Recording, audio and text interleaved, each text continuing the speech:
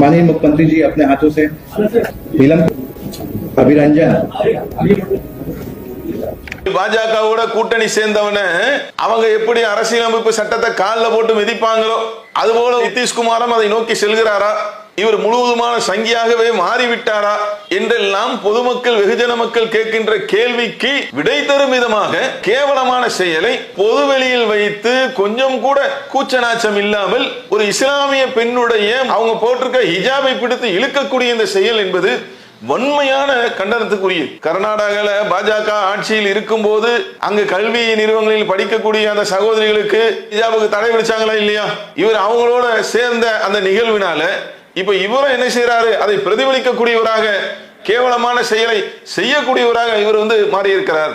நேற்றைய தினம் பீகாரில் உள்ள பாட்னாவில் முதல்வரின் செயலகமான சம்வாத்தில் வைத்து ஆயுஷ் மருத்துவர்களுக்கு பணி நியமன சான்றிதழ்களை வழங்கக்கூடிய நிகழ்ச்சி நடைபெற்றது. இந்த நிகழ்ச்சியில பல மருத்துவர்கள் பங்கேற்று இருந்தாலும் குறிப்பிட்ட சில 10 மருத்துவர்களுக்கு இங்கே சான்றிதழ் வழங்கப்பட்டிருக்கிறது. அதில் ஒருவர் நுஸ்ரத் பர்வீன் என்று சொல்லக்கூடிய இஸ்லாமிய சமூகத்தை சேர்ந்த பெண் மருத்துவர். அந்த நிகழ்வின் போது அந்த மாநிலத்தின் முதல்வராக இருக்கக்கூடிய நிதிஷ்குமார் தன்னுடைய முதல்வர் பதவிக்கே இழுக்கை ஏற்படுத்தும் விதமாக மிக கேவலமான அசிங்கமான ஒரு செயலிலே அவர் ஈடுபட்டு இருக்கிறார். இந்த காணொளிகள்லாம் உங்களுக்கு வந்து கொண்டு இருக்கிறது.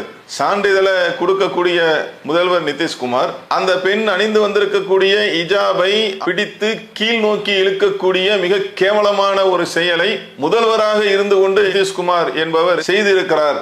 இந்த நிகழ்வு என்பது பல்வேறு தரப்பில் இருந்து கண்டனங்களை சந்திக்கக்கூடிய ஒரு நிகழ்வாக, பல பேருடைய கோபங்களுக்கு கண்டனங்களுக்கு ஆட்படக்கூடிய ஒரு நிகழ்வாக இருக்கிறது. ஏன்னா ஒரு மாநிலத்துடைய முதல்வருங்க பொது வெளியில மக்கள் எல்லாம் பார்த்து கொண்டிருக்கக்கூடிய ஒரு நிகழ்ச்சியில இஸ்லாமிய பெண் மருத்துவருடைய ஹிஜாபை பிடிச்சி இவர் இழுக்கிறார் அப்படின்னா இவருடைய செயல் குறித்து மிக கேவலமான அசிங்கமான முதல்வர் பதவிக்கே இழுக்கை ஏற்படுத்தக்கூடிய ஒரு கண்டனத்துக்குரிய செயலை இவர் செஞ்சிருக்கிறார்.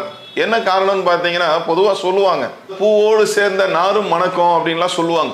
இவர் போயிருக்கிற இடம் அந்த மாதிரி. முன்னாடி மதச்சார்பின்மையுடைய அந்த நிகழ்வுக்கு அறியப்பட்ட நிதிஷ்குமார் தற்போது அவர் போயிருக்கிற இடம் இருக்குல்ல, தேசிய ஜனநாயக கூட்டணி, அங்க உள்ளவங்களுடைய அந்த புத்தி என்பது இப்படிதான் இருக்கும். கர்நாடகாவில் இப்படிதான் பண்ணாங்க, ஹிஜாபுக்கு தடை என்றார்கள். அங்க போய் சேர்ந்ததுனால பொதுவெளி என்று கூட பாராமல் மக்கள் எல்லாம் பார்த்து கொண்டு இருக்கிறார்கள். லைவ்ல போய்